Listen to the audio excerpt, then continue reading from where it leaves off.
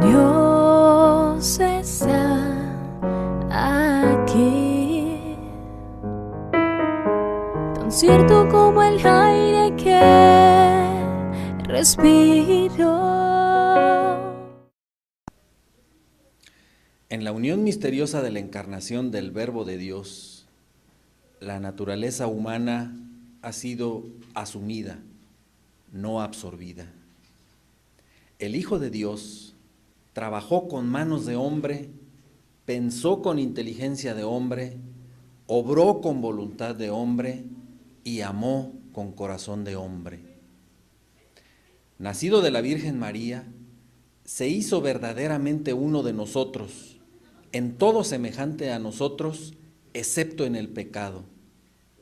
El alma racional humana que el Hijo de Dios asumió está dotada de un verdadero conocimiento humano. Como tal, dicho conocimiento no podía ser de por sí ilimitado. Luego entonces se desenvolvía en las condiciones históricas de su existencia, en el espacio y en el tiempo. Por eso, nos dice Lucas 2:52, el Hijo de Dios, al hacerse hombre, quiso progresar en sabiduría, en estatura y en gracia, así como adquirió aquello que en la condición humana se adquiere a través de la experiencia. Tal actitud en Cristo, dice Filipenses 2:7, corresponde a la realidad del despojo que hizo de sí mismo, volviéndose esclavo y siervo y haciéndose semejante a los hombres. La Iglesia confesó en el Sexto Concilio Ecuménico celebrado en Constantinopla que Cristo posee dos voluntades, de tal forma que el Verbo hecho carne en su obediencia al Padre ha querido humanamente todo lo que ha decidido divinamente con el Padre y el Espíritu Santo para nuestra salvación. La voluntad humana de Cristo sigue a la voluntad divina sin hacerle resistencia ni oposición, sino todo lo contrario, estando subordinada a esta voluntad omnipotente. Jesús nos ha amado y se ha entregado por cada uno de nosotros. Dice Gálatas 2:20, el Hijo de Dios me amó y se entregó a sí mismo por mí. Nos ha amado a todos con un corazón humano. Por esta razón, el Sagrado Corazón de Jesús, traspasado por nuestros pecados y para nuestra salvación, es considerado como el principal símbolo del amor que Jesús le tiene a su Padre y a todos los hombres. Todo lo que Jesús hizo y enseñó desde el principio y hasta el día en el que fue llevado al cielo, hay que verlo a la luz de los misterios de la Navidad y de Pascua. Muchas de las cosas de Jesús que interesan a la curiosidad humana no figuran en el Evangelio. Por ejemplo, casi nada se dice sobre su vida en Nazaret, e incluso una gran parte de la vida pública no se narra. De esta situación da testimonio el mismo Evangelio de Juan, que dice: Jesús realizó en presencia de los discípulos otras muchas señales que no están escritas en este libro. Y lo que se ha escrito en los evangelios es para que creáis que Jesús es el Cristo, el Hijo de Dios, y para que creyendo tengáis vida en su nombre.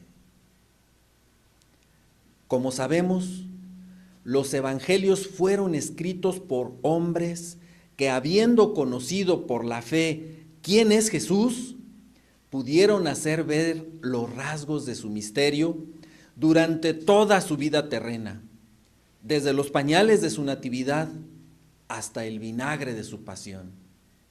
y el sudario de su resurrección. Todo en la vida de Jesús es signo de su misterio. Toda la vida de Cristo es revelación del Padre. Sus palabras, sus obras, sus silencios, sus sufrimientos, su manera de ser y de hablar. Jesús puede decir: quien me ve a mí, ve al Padre. Y el Padre a su vez dice: este es mi Hijo amado, escuchadle. Toda la vida de Cristo es misterio de redención, ya que esa redención nos viene ante todo por la sangre de la cruz. Dice Mateo 8:17, Él tomó nuestras flaquezas y cargó con nuestras enfermedades. Y Romanos 4:25 reza: fue resucitado para nuestra justificación. Todo lo que Jesús hizo, dijo y sufrió, tuvo como finalidad restablecer al hombre caído en su vocación primera.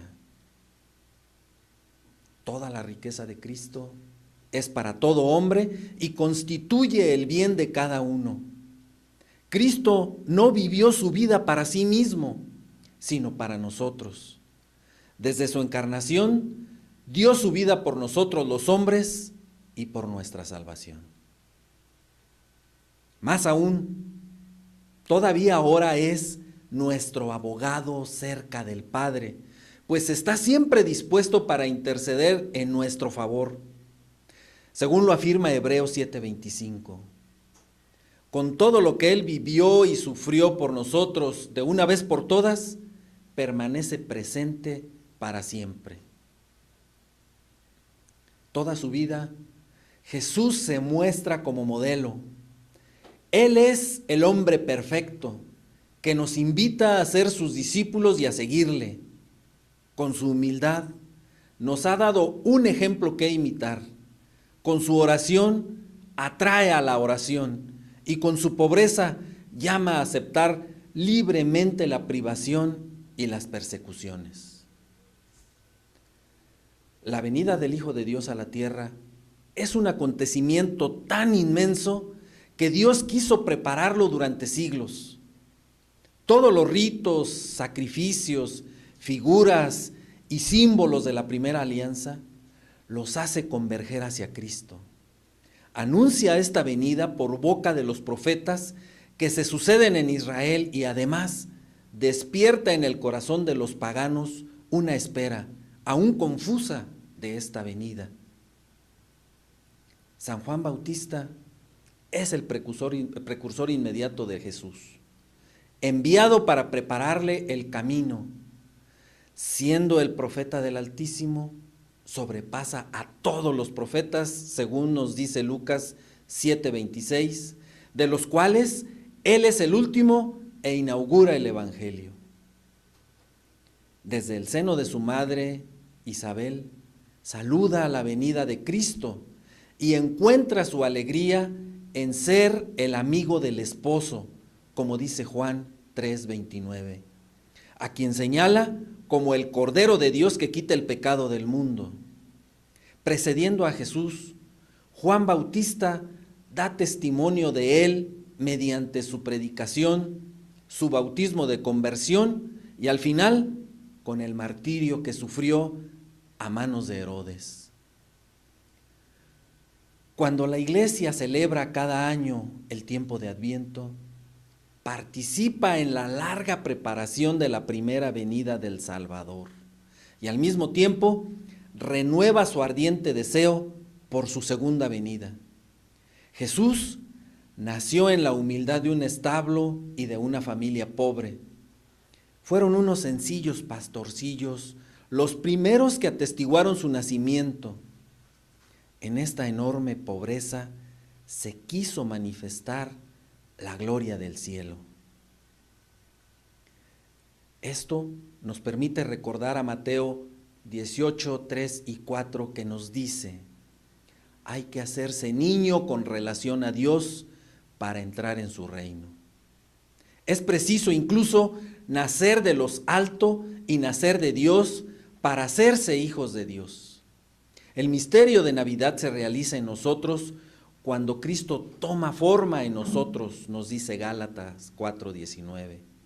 Por eso, la Navidad es el misterio de este admirable intercambio. A fin de cumplir con el signo de la inserción en la descendencia de Abraham, de la pertenencia al pueblo de la alianza y de su sometimiento a la ley, Jesús fue circuncidado a los 8 días de su nacimiento, según lo relata Lucas 2:21. El acontecimiento de la Epifanía es la manifestación de Jesús al mundo como Mesías de Israel, como Hijo de Dios y como Salvador del mundo. Esta fiesta la conocemos popularmente como fiesta de los Santos Reyes, pues fueron unos magos de Oriente los que vinieron a adorarle. Estos magos eran representantes de religiones paganas, de pueblos vecinos, y en este acontecimiento el Evangelio nos deja ver las primicias de todas aquellas naciones que acogieron la buena nueva de la salvación. Estos magos buscaban en Israel la luz mesiánica de la estrella de David y buscan al que será, según lo dice Números 24:17 al 19, el Rey de las naciones. La presentación de Jesús en el templo lo muestra como el primogénito que pertenece al Señor. Ahí, en el gran templo de Jerusalén, tanto Simeón como Ana lo reconocen como el Mesías esperado, como luz de las naciones, como gloria de Israel, pero también como signo de contradicción. Este hermoso relato lo encontramos en el capítulo 2 de Lucas. Allí mismo, también Simeón le advierte a María que una espada de dolor le atravesará el alma, a fin de que queden al descubierto las intenciones de muchos corazones. La huida a Egipto y la matanza de los inocentes manifiestan la oposición de las tinieblas a la luz. Vino a su casa y los suyos no lo recibieron, dice Juan 1:11. En sí, toda la vida de Cristo estará bajo el signo de la persecución, y nos dice Juan 15:20 que esta suerte la correrán también todos los seguidores de Jesús. El regreso de la Sagrada Familia desde Egipto nos recuerda el éxodo del pueblo israelita y nos presenta a Jesús como el liberador definitivo. Durante la mayor parte de su vida, Jesús compartió la condición de la inmensa mayoría de los hombres, es decir, de una vida familiar, una vida cotidiana sin aparente importancia, una vida de trabajo manual, una vida de comunidad familiar, una vida llena de religiosidad, sometida a la ley de Dios, como lo señala Gálatas 4:4. De todo este periodo, nos dice San Lucas que Jesús estaba sometido a sus padres y que progresaba en sabiduría, en estatura y en gracia ante Dios y los hombres. Con esta vida de sana sumisión a su madre y a su padre legal, Jesús cumple a la perfección el 4.º mandamiento. Esa sumisión cotidiana de Jesús a José y María anunciaba y anticipaba la sumisión del Jueves Santo, donde él mismo exclamaría: no se haga mi voluntad, sino la tuya. Nazaret es la escuela donde se comienza a entender la vida de Jesús, la escuela del Evangelio. Nazaret es una lección de silencio ante todo. Que Nazaret nos enseñe lo que es la familia, su comunión de amor, su austera y sencilla belleza y su carácter sagrado e inviolable. El hallazgo de Jesús en el templo es el único suceso que rompe el silencio de los evangelios sobre esos años ocultos de Jesús. Este relato nos deja entrever el misterio de su consagración total a una misión derivada de su filiación divina. ¿No sabíais que me debo a los asuntos de mi Padre? Ante esta expresión, María y José no comprendieron esas palabras, pero las acogieron con fe. Dice San Lucas que María conservaba cuidadosamente todas las cosas en su corazón. El comienzo de la vida pública de Jesús es su bautismo por Juan en el Jordán. Juan proclamaba un bautismo de conversión para el perdón de los pecados, y una multitud de pecadores, publicanos y soldados, así como fariseos, saduceos y prostitutas, venían a hacerse bautizar por él. Es entonces cuando aparece Jesús. Y el bautista duda. Jesús insiste y recibe entonces el bautismo. Así es como el Espíritu Santo en forma de paloma viene sobre Jesús y la voz del cielo proclama que Él es mi Hijo amado, como vemos en Mateo 3, 13 al 17.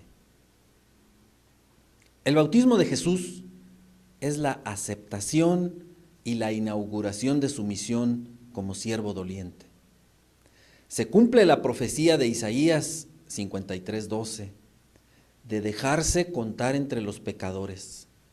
Es ya el Cordero de Dios que quita el pecado del mundo y anticipa ya el bautismo de su muerte sangrienta, sometiéndose enteramente a la voluntad de su Padre.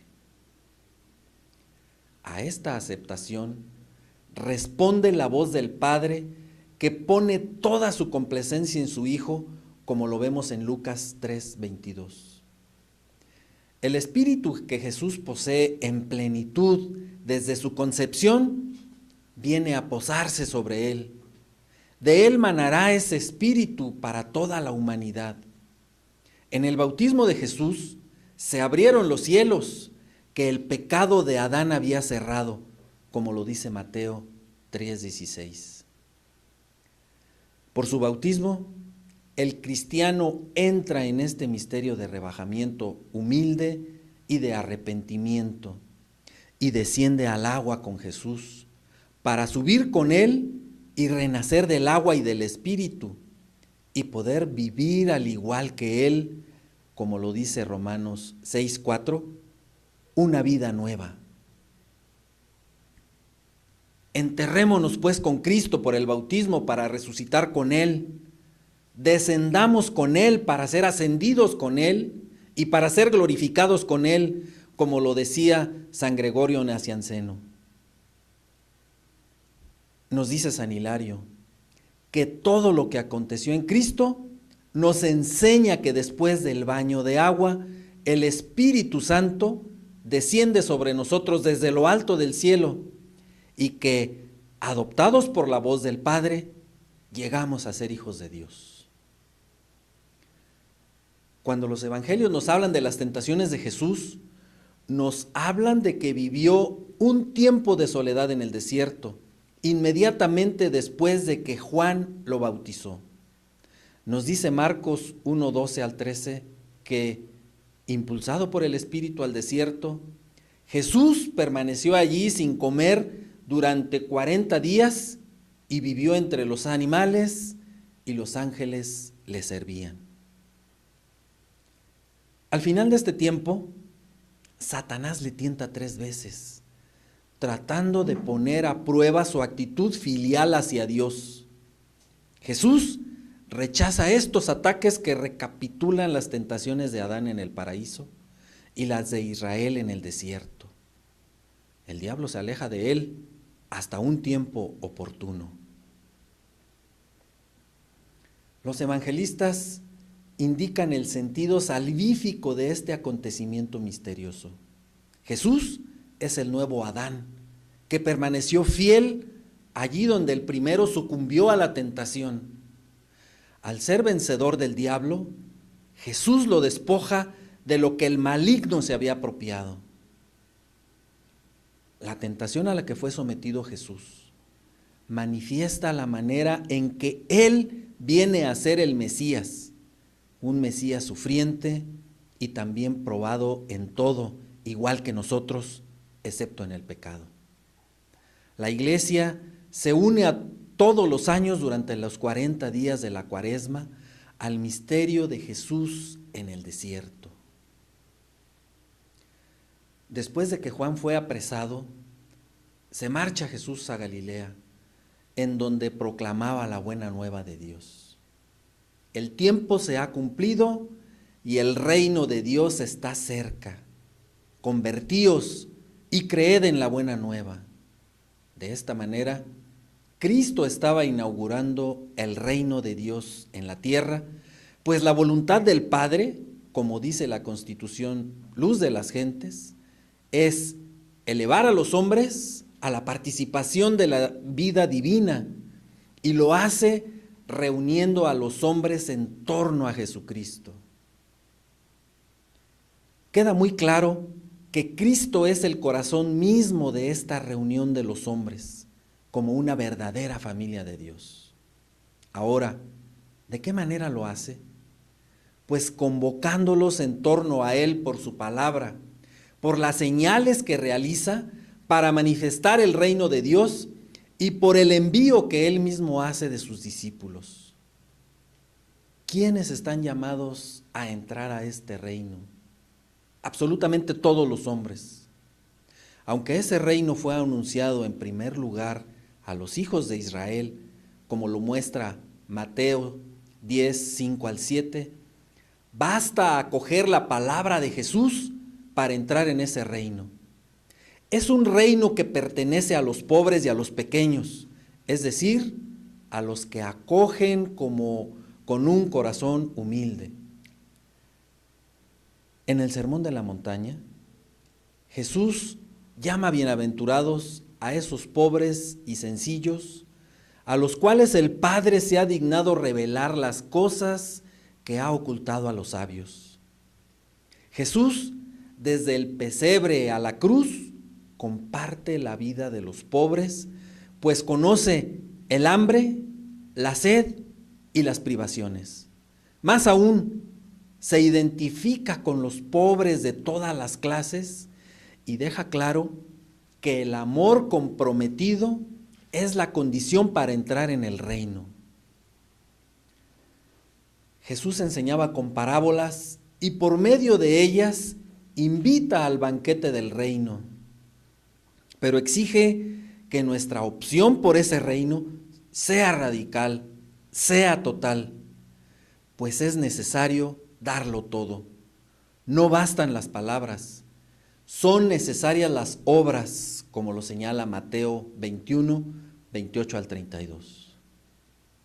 Las parábolas son como un espejo para nosotros. ¿Acogemos la parábola como un suelo duro o como una buena tierra? ¿Qué hacemos con los talentos recibidos?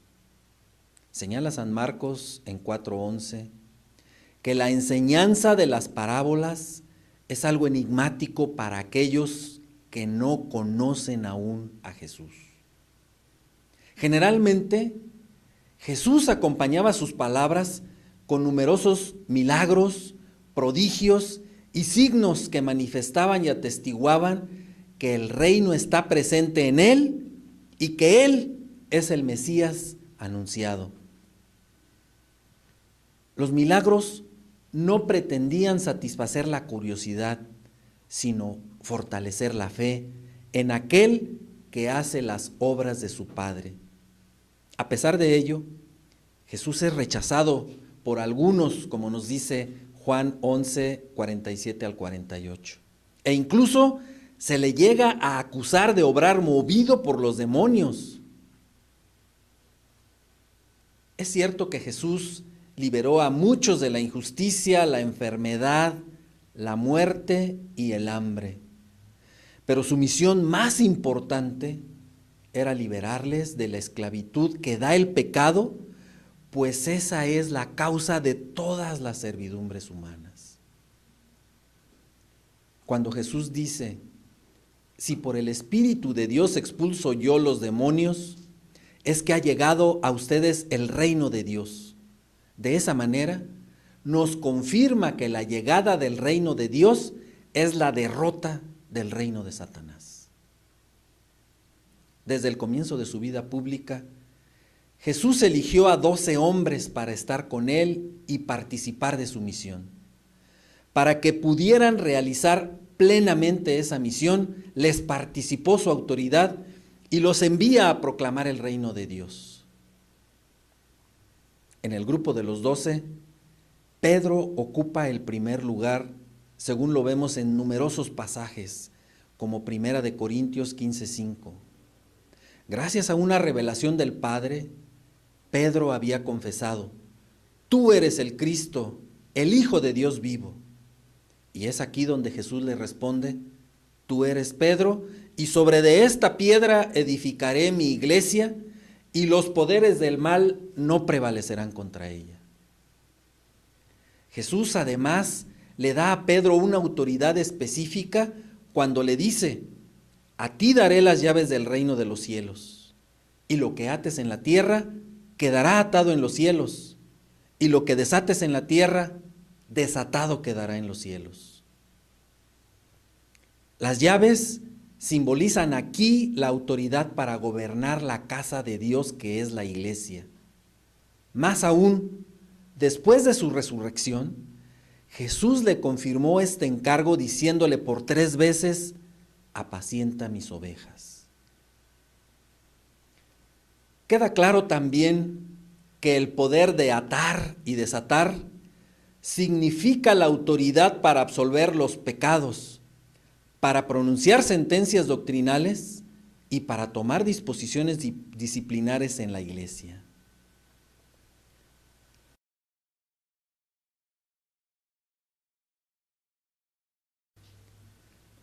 La venida del Hijo de Dios a la tierra es un acontecimiento tan inmenso que Dios quiso prepararlo durante siglos.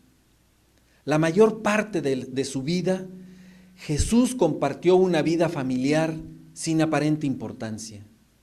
De este periodo, dice San Lucas, que Jesús estaba sometido a sus padres y progresaba en sabiduría, en estatura y en gracia ante Dios y los hombres. El comienzo de la vida pública de Jesús es su bautismo por Juan en el Jordán. Así se cumple la profecía de Isaías 53:12 de dejarse contar entre los pecadores. Juan Bautista es el precursor inmediato del Señor, enviado para prepararle el camino. Jesús proclamaba la buena nueva de Dios. El tiempo se ha cumplido y el reino de Dios está cerca. Con parábolas invitaba al banquete del reino, un reino que pertenece a los pobres y pequeños, a los cuales Jesús llama bienaventurados en el Sermón de la Montaña. Jesús eligió a 12 hombres para estar con él y participar de su misión. Les participó su autoridad y los envía a proclamar el reino de Dios. Pedro ocupa el primer lugar, según lo vemos en numerosos pasajes. Gracias a una revelación del Padre, Pedro había confesado: tú eres el Cristo, el Hijo de Dios vivo. Y aquí Jesús le responde: tú eres Pedro, y sobre esta piedra edificaré mi iglesia, y los poderes del mal no prevalecerán contra ella. Jesús además le da una autoridad específica cuando le dice: a ti daré las llaves del reino de los cielos, y lo que ates en la tierra quedará atado en los cielos, y lo que desates en la tierra desatado quedará en el cielo. Después de su resurrección, Jesús le confirmó este encargo diciéndole 3 veces: apacienta mis ovejas. Dios está aquí, tan cierto como el aire que respiro, tan cierto como la mañana se levanta.